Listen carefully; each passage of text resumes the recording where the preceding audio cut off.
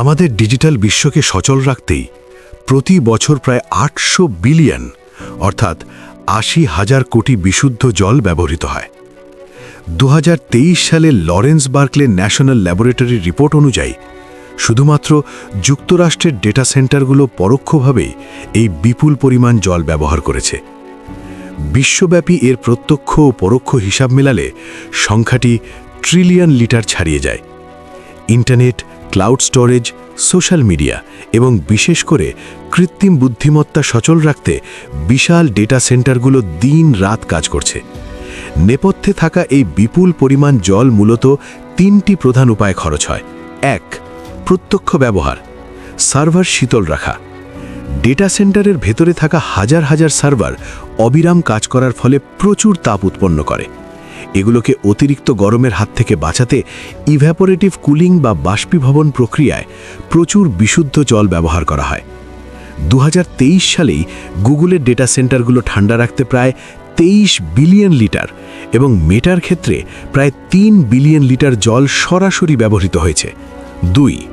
পরোক্ষ ব্যবহার, বিদ্যুৎ উৎপাদন। ৮০০ বিলিয়ন জলের বিশাল অংশটি মূলত এখানেই খরচ হয়, যা আমাদের চোখের আড়ালে থাকে। ডেটা সেন্টার চালানোর জন্য বিপুল পরিমাণ বিদ্যুতের প্রয়োজন হয়, আর এই বিদ্যুৎ উৎপাদনের জন্য তাপবিদ্যুৎ বা পারমাণবিক বিদ্যুৎ কেন্দ্রগুলোতে টারবাইন ঘোরানো এবং বয়লার ঠান্ডা রাখতে প্রচুর জলের প্রয়োজন হয়। ৩. সাপ্লাই চেন, হার্ডওয়্যার ও চিপ তৈরি। আমাদের ডিজিটাল ডিভাইসগুলোর জন্য অপরিহার্য মাইক্রোচিপ এবং সেমিকন্ডাক্টর তৈরি করতে আল্ট্রা পিওর বা শতভাগ বিশুদ্ধ জলের প্রয়োজন হয়। ধূলিকণা বা খনিজ পদার্থ দূর করতে একটি সাধারণ সেমিকন্ডাক্টর কারখানা প্রতিদিন কয়েক মিলিয়ন গ্যালন জল ব্যবহার করে। কৃত্রিম বুদ্ধিমত্তা, এআই এবং ক্লাউড কম্পিউটিংয়ের অভাবনীয় প্রসারের সাথে সাথে এর পেছনে থাকা জল খরচের হিসাবটি এখন আগের চেয়ে অনেক বেশি ভয়াবহ রূপ নিচ্ছে। সাম্প্রতিক গবেষণা থেকে আমরা যখন এআই ব্যবহার করি তখন ঠিক কতটুকু জল খরচ হয় তার একটি বাস্তব চিত্র পাওয়া যায়। Chat GPT GPT-4। আপনি যদি চ্যাট জিপিটিকে ১০ থেকে ৫০টি প্রশ্ন করেন বা একটি ১০০ শব্দের ইমেল লিখতে বলেন, তবে এর ডেটা সেন্টার ঠান্ডা রাখতে গড়ে প্রায় ৫০০ মিলিলিটার বা অর্ধ লিটার বা একটি সাধারণ জলের বোতলের সমান বিশুদ্ধ জল বাষ্পীভূত হয়ে যায়।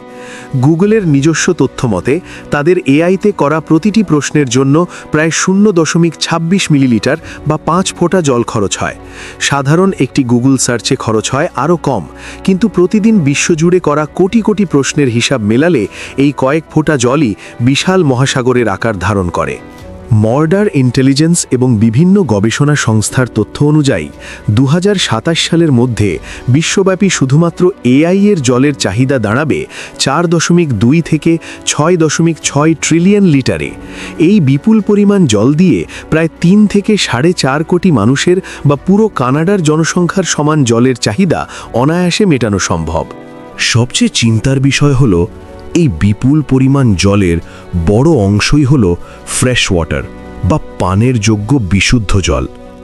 অনেক বড় ডেটা সেন্টার এমন জায়গায় অবস্থিত যেমন যুক্তরাষ্ট্রের ক্যালিফোর্নিয়া, টেক্সাস বা অন্যান্য খরাপ্রবণ এলাকা, যেখানে এমনিতেই জলের তীব্র সংকট রয়েছে।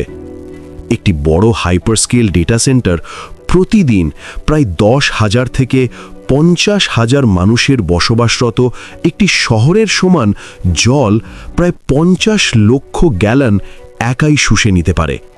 ফলে স্থানীয় কৃষিকাজ এবং সাধারণ মানুষের পানীয় জলের ওপর মারাত্মক চাপ পড়ছে।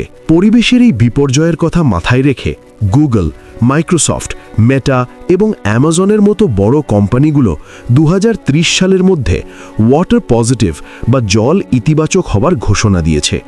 এর মানে হলো তারা যে পরিমাণ জল ব্যবহার করবে পরিবেশকে তার চেয়ে বেশি জল ফিরিয়ে দেবে। এর জন্য তারা বেশ কিছু পদক্ষেপ নিচ্ছে। জলের পুনর্ব্যবহার, পানীয়যোগ্য বিশুদ্ধ জলের বদলে বৃষ্টির জল, খালের জল বা শহরের শোধিত বর্জ্য জল দিয়ে সার্ভার ঠান্ডা করার উদ্যোগ নেওয়া হচ্ছে। নতুন কুলিং প্রযুক্তি, প্রথাগত পদ্ধতির বদলে সরাসরি চিপের গায়ে তরল প্রবাহিত করে বা সার্ভারগুলোকে বিশেষ বিদ্যুৎ অপরিবাহী তরলের ভেতর ডুবিয়ে ঠান্ডা রাখার আধুনিক প্রযুক্তি ব্যবহার শুরু হয়েছে। এতে জলের অপচয় ৯০% পর্যন্ত কমানো সম্ভব। প্রকৃতি সংরক্ষণ। কোম্পানিগুলো ডেটা সেন্টারের আশেপাশের নদী, হ্রদ এবং জলাভূমি সংরক্ষণে প্রচুর অর্থ বিনিয়োগ করছে, যাতে ভূগর্ভস্থ জলের স্তর ঠিক থাকে। পরিবেশ রক্ষায় শুধু প্রযুক্তি প্রতিষ্ঠানের সদিচ্ছাই যথেষ্ট নয়, এর জন্য প্রয়োজন সুনির্দিষ্ট নীতিমালা এবং কঠোর আইনি কাঠামোর প্রয়োগ। জল ব্যবহারের সীমা নির্ধারণ, ডেটা সেন্টার স্থাপনের আগে পরিবেশগত প্রভাব সমীক্ষা বাধ্যতামূলক করা এবং দৈনিক জল ব্যবহারের একটি নির্দিষ্ট সীমা বা ওয়াটার ইউসেজ ক্যাপ আইনিভাবে নির্ধারণ করে দেওয়া জরুরি। খরাপ্রবণ এলাকায় নিয়ন্ত্রণ, যেসব অঞ্চলে আগে থেকেই জলের তীব্র সংকট রয়েছে সেখানে বিশাল ডেটা সেন্টার নির্মাণে আইনি কড়াকড়ি বা বিশেষ পরিবেশ কর এনভায়রনমেন্টাল ট্যাক্স আরোপ করা যেতে পারে। স্বচ্ছতা ও জবাবদিহিতা, প্রযুক্তি কোম্পানিগুলো ঠিক কতটুকু জল ব্যবহার করছে এবং পরিবেশকে কতটুকু ফিরিয়ে দিচ্ছে তার সঠিক ডেটা সরকারি বা আন্তর্জাতিক সংস্থাগুলোর কাছে নিয়মিত প্রকাশ করা বাধ্যতামূলক করতে হবে। ডেটা সেন্টার ঠান্ডা রাখার পাশাপাশি খোদ এআই প্রযুক্তিকেই আরও পরিবেশ বান্ধব করার কাজ চলছে। গবেষকরা এখন এমন এআই অ্যালগরিদম বা স্মল ল্যাঙ্গুয়েজ মডেল তৈরি করছেন যেগুলো বিশাল ডেটার বদলে অল্প ডেটাতেই নিখুঁতভাবে কাজ করতে পারে। মডেলগুলো যত বেশি দক্ষ বা এফিশিয়েন্ট হবে, প্রসেসরের ওপর চাপ তত কম পড়বে। প্রসেসর কম গরম হলে তা ঠান্ডা করতে জলের প্রয়োজনীয়তাও আপনা আপনি কমে আসবে। প্রযুক্তি কোম্পানিগুলোর পাশাপাশি সাধারণ ব্যবহারকারী হিসেবে আমাদেরও কিছুটা দায়বদ্ধতা রয়েছে। আমাদের ছোট ছোট সচেতনতা বড় পরিবর্তন আনতে পারে। সঠিক প্রম্পট ব্যবহার, এআইকে বারবার ভুল বা অসম্পূর্ণ প্রশ্ন বা প্রম্পট না দিয়ে একবারেই বিস্তারিত ও গুছিয়ে নির্দেশ দেওয়ার চেষ্টা করা। এতে এআই এর প্রসেসিং টাইম কমে এবং শক্তির অপচয় বাঁচে।